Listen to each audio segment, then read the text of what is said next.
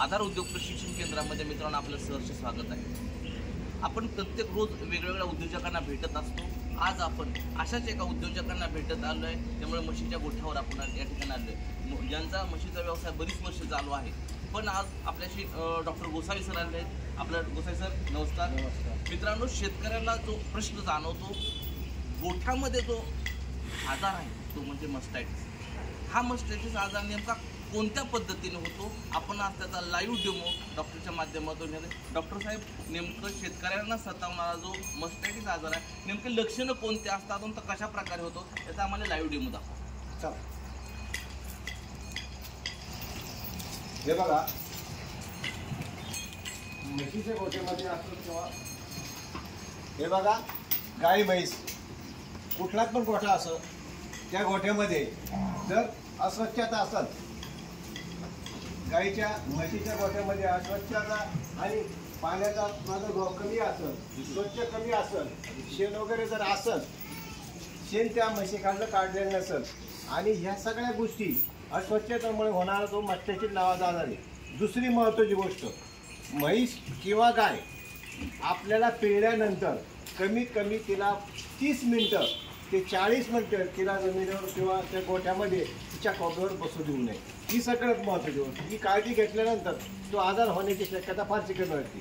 म्हणून याला महत्त्वाचं कारण असतं की जी काही छिद्रवपणा असतात, चारा टाकल्यानंतर ती म्हैस किंवा गाय जमिनीवर बसली जात नाही। बसल्यानंतर जमिनीवर जे काही जंतू वगैरे असतात ते जंतू म्हशीच्या छिद्रावाट आतमध्ये जातात आणि आतमध्ये गेल्यानंतर म्हशीचं दूध हे खराब करतं। पहिल्यांदा पू मिश्रित येतं, पातळ येतं, घट येतं।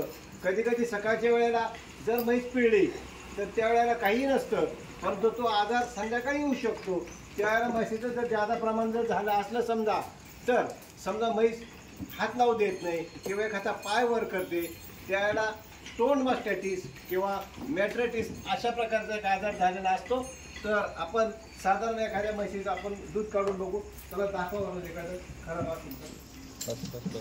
या म्हशीला मस्टायटिस झाला, मस्टायटिसमध्ये दूध पातळ किंवा खराब येतं, याच्यात ही पहिली स्टेप। दुसरी, घट्ट येतं। तिसरी, शेवटची स्टेप, ज्या वेळेला याच्यात दुधातल्या पिशी मारतात त्यावेळेला डायरेक्ट पाणीच येतं।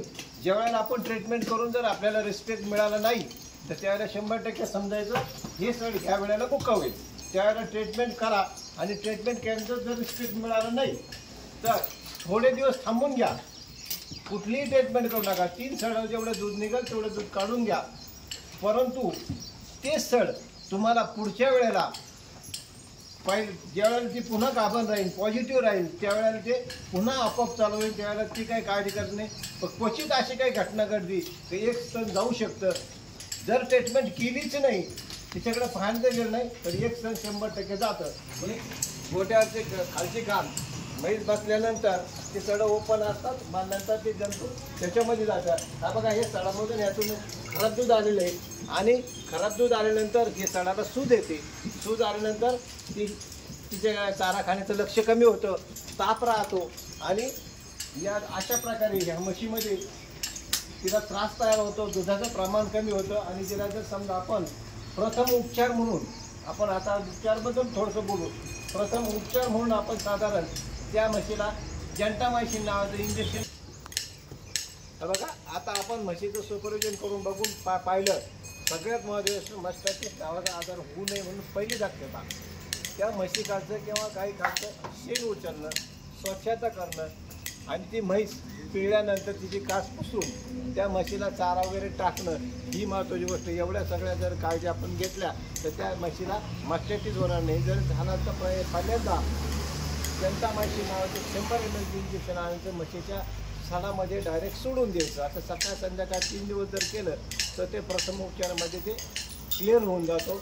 सूज असेल तर मस्टायटिस नावाचे तूप द्यायचं। एवढं जर केलं, ह्या उपचारावर म्हैस, गाई किंवा शेळी कुठलाही प्राणी मस्टायटिस या आजारामधून वाचू शकतो।